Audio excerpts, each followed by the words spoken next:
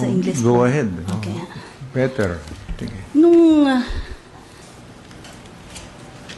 may nagsabi sa akin na dapat kong pag-isipan po na accept ang gusto nilang ihain na nominasyon sa akin. Tapos pong nabasa ko yung nomination letter ng isang tao. Hindi ko naman po kilala, ordinaryo pong tao. At sinabi niya sa akin, email niya sa akin na sa paniwala niya kailangan po ng bansa na manindigan ako sa panahong ngayon.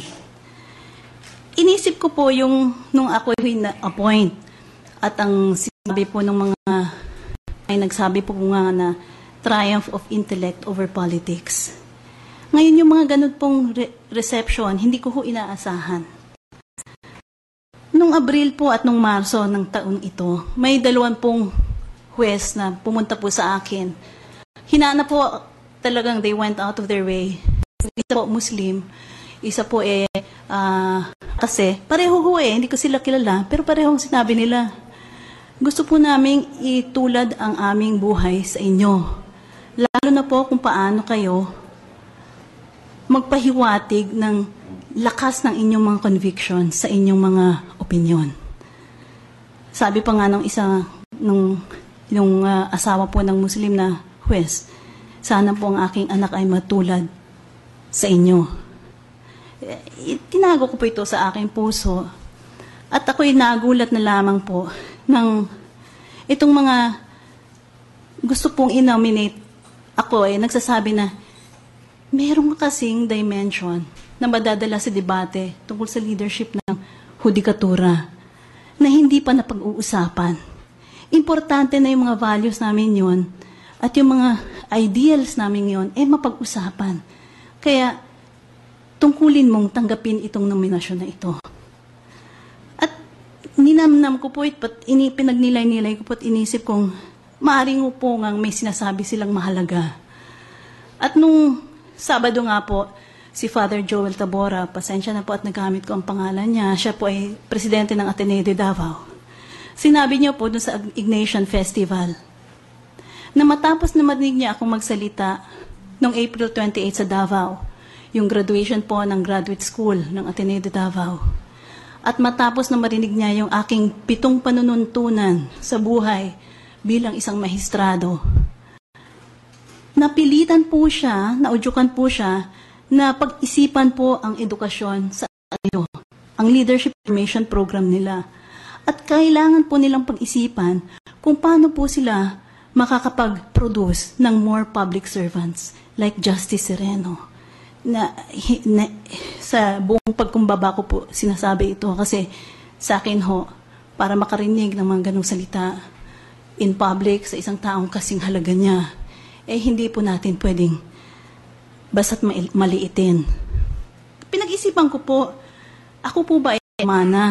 So, pinag-isipan ko po itong 2 taon na nakaraan. At nakita ko naman po na ang aking pong kontribusyon sa dispensation of justice, nakakaabot po ng puso ng tao. Nabibigyan po ng boses yung mga paniwala nila. Ang ako naman po ay isa lang pong option, and what I'm just offering is just an option. Patingin natin kasi kinabuhi Panginoon, courage po, nandun po found. Sana po makita natin ang ating constitution po sa lakas niya. At accountability upang ito pong mga stewards of justice na nasa Supreme Court, faithful sa kanila. Is your vision for court under Justice Sereno, Chief Justice Sereno? Unang-una nais kong ihiwatig na ayaw ko po ng isang personalistic na panunungkulan. Umaari it is a community shared vision. Kasi sa Amerika po, nagkaroon sila kasi medyo very professional sila, at may mga informal processes sila. So, yung names na Warren Court, ganyan, nag-stick.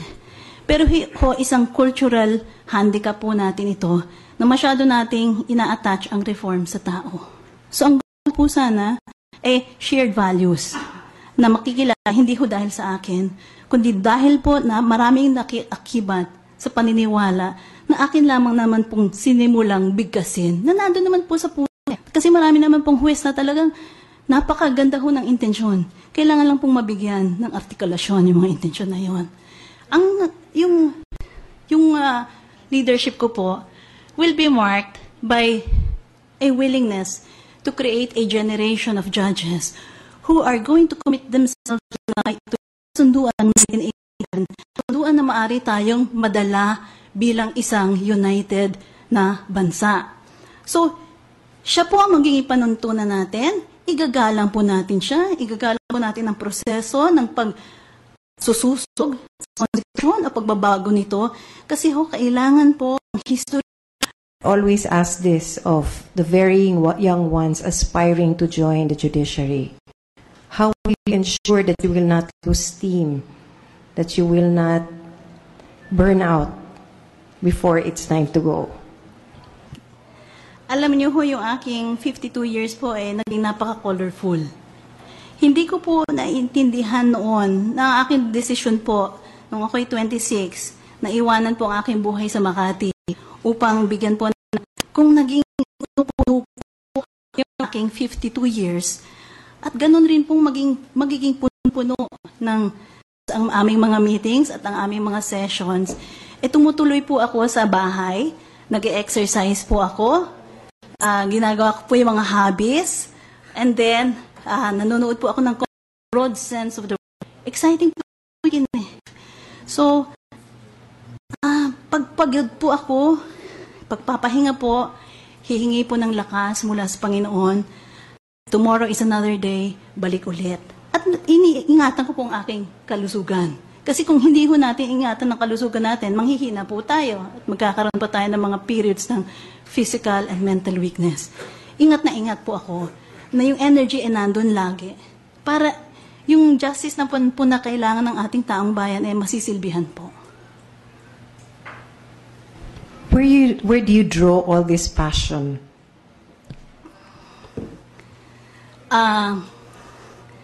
Lahat naman po ng nasa atin galing sa Diyos. Ano po? Medyo pinanganak na po ako na ganito po talaga ako. Ganado sa buhay. So, at nung nakita ko kung paano ang Diyos, halimbawa, konting obedience niyo sa Kanya, kaya nung sabing, gawin mo ang tama, kahit na pinagtatawanan ka na tinalikuran mo yung buhay ng yaman sa Makati. Nung ginawa ko po ang akala kong tama, at sinamahan ko po yung mga anak ko, nung imbis ho na nalugmok ang buhay ko, inangat po ako.